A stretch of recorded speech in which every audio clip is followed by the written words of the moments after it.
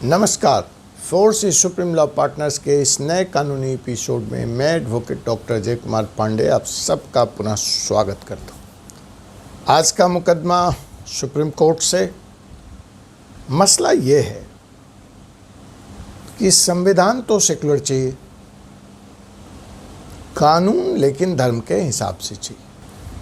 और जब धर्म की बात आएगी तो पुरुष पुरुष नहीं, महिला महिला नहीं, हिंदू पुरुष हिंदू पुरुष है, हिंदू महिला है, मुसलमान पुरुष मुसलमान है और मुसलमान स्त्री। तो उनके हक और हकूक़, कानून में उनकी अहमियत सब बदल जाती है धर्म बदलते के साथ ही। तो आज इसी महत्वपूर्ण मुद्दे पर चर्चा करते हुए सुप्रीम कोर्ट ने एक अहम फैसला दिया है, जिसमें दो बातें स्पष्ट कर दी सुप्रीम कोर्ट ने। पहली बात, कानून सेकुलर है, जो इंसान है उसको कानून की आइन में कानून से इक्वलिटी के आधार पर देखा जाएगा। और दूसरी बात, क्या एक मुस्लिम महिला को तलाक के बाद अपने पति से गुजारा भत्ता लेने का कानूनी अधिकार है या नहीं। तो जी हाँ, आज के इस फैसले में, जो कि Mohammad Abdul Samad versus state of Telangana and others case में justice B Nagarathna and justice Augustine George Masih ने यह कहा कि जहाँ तक महिला का सवाल है, वो पहले महिला है, न कि वह हिंदू है और न कि वह मुसलमान है। तो इस मुकदमे में जो मूल सवाल था जिसको एड्रेस किया जाना चाहिए था, वह यह था कि क्या एक मुस्लिम महिला तलाक के बाद CRPC 125 के तहत, जिसमें कि हिंदू महिला को हक है, ये पहले से है, उस पर कोई विवाद नहीं है, अपने पति से गुजारा भत्ता मांगने का अधिकार है। तो क्या यह अधिकार एक मुस्लिम महिला को भी है या मुस्लिम प्रोटेक्शन लॉ के कारण या मुस्लिम लॉ के कारण उसका यह अधिकार नहीं है। तो इसी मुद्दे पर यह मुकदमा सुप्रीम कोर्ट पहुंचा था, जहां आज फैसला देते हुए अदालत ने यह स्पष्ट किया कि क्यों और कैसे मुस्लिम महिला को तलाक के बाद भी CRPC 125 के तहत अपने पति से, अपने डाइवोर्स्ड पति से जो तलाक दे चुका है, उससे भी मेंटेनेंस लेने का अधिकार है।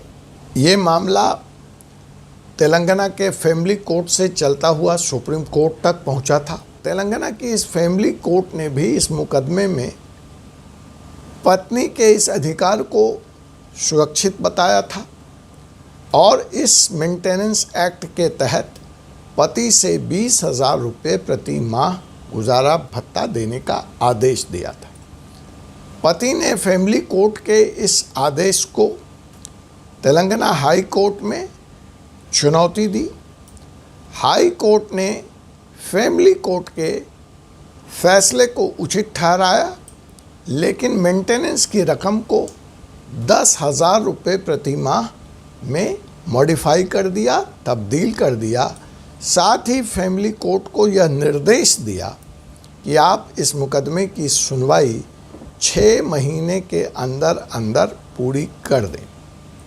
अब हाई कोर्ट के इस फैसले से असहमत होने के कारण महिला के पति अब्दुल समद सुप्रीम कोर्ट पहुँचे, जहां उन्होंने यह गुजारा भत्ता देने से इनकार किया और हाई कोर्ट के फैसले को गलत करार दिया।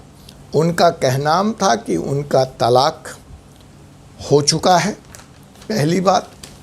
दूसरी बात, उनका तलाक मुस्लिम लॉ के तहत हुआ है, इसलिए इस महिला को CRPC 125 के तहत बीइंग मुस्लिम यह मुकदमा फाइल करने का अधिकार ही नहीं है, यह मुकदमा मेंटेनेबल ही नहीं है।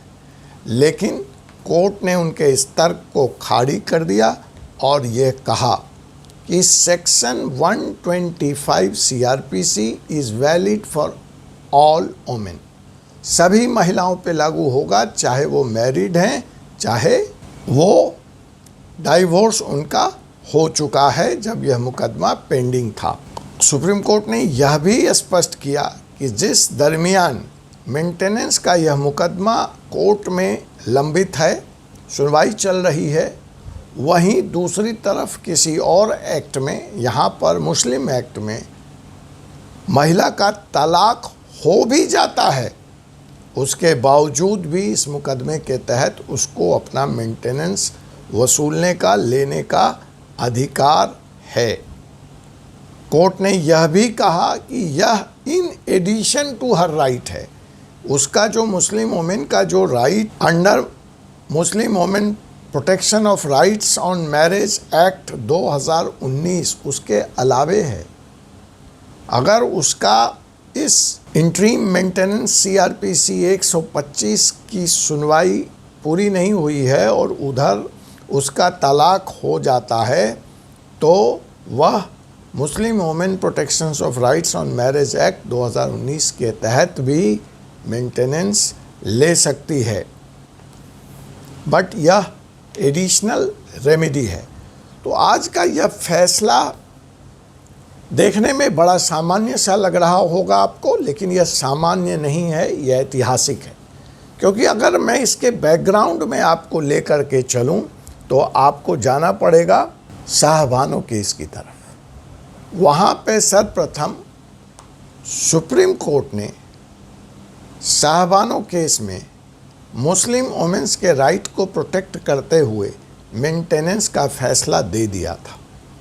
शायद आपको याद हो या ना हो, जो लोग नहीं जानते हैं उनके लिए पूरा देश सड़कों पर उतर आया था। देश की संसद को चलने से रोक दिया गया। आनन फानन में तब के तत्काल प्रधानमंत्री राजीव गांधी को अमेंडमेंट लाकर सुप्रीम कोर्ट के इस फैसले को बदलना पड़ा था, तब कहीं जाकर उनकी सरकार चल पाई और संसद चल पाया था। इतना विरोध हुआ था मुस्लिम वुमेन को मेंटेनेंस देने के इस फैसले का, और बाद में सुप्रीम कोर्ट के इस कानून को नलीफाई कर दिया गया। इसके लिए एक नया कानून लाया गया, Muslim women's protections of rights on divorce act 1986, और उस लॉ को सुप्रीम कोर्ट ने भी 2001 में अपहोल्ड कर दिया। और इस तरह से शाहबानो प्रकरण में जो फैसला मेंटेनेंस का सुप्रीम कोर्ट ने लाया था वह नलीफाई हो गया। लेकिन आज के इस फैसले से सुप्रीम कोर्ट ने पुनः यह कह दिया कि किसी भी मुस्लिम महिला को, पिटिशनर को, कोर्ट के अंदर सेक्शन 125 ऑफ CRC में अपना हक मांगने से कोई रोक नहीं सकता। उसने यह भी स्पष्ट किया कि द पिटिशनर, यहाँ पे जो पिटिशनर्स है इस मुकदमे में, उसने इसका विरोध किया था यह कहते हुए कि मुस्लिम वुमेन को डाइवोर्स के बाद सेक्शन 125 में मेंटेनेंस मांगने का हक नहीं है।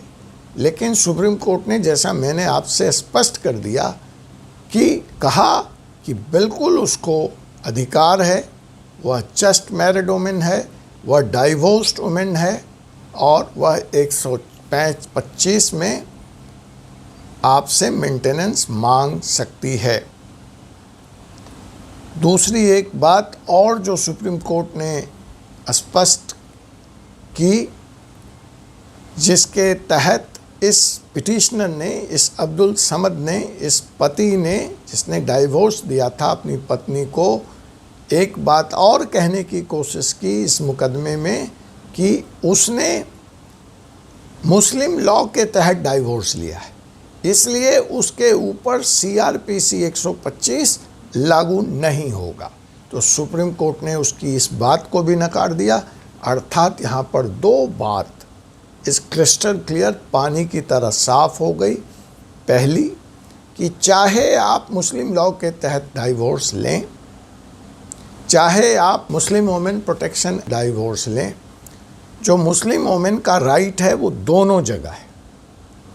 वो under the Muslim women protections of rights on marriage act में भी मेंटेनेंस मांग सकती है और उसका एडिशनल राइट CRPC 125 इन्वोक करके भी वह मांग सकती है और उस पर किसी तरह की कोई रोक नहीं है।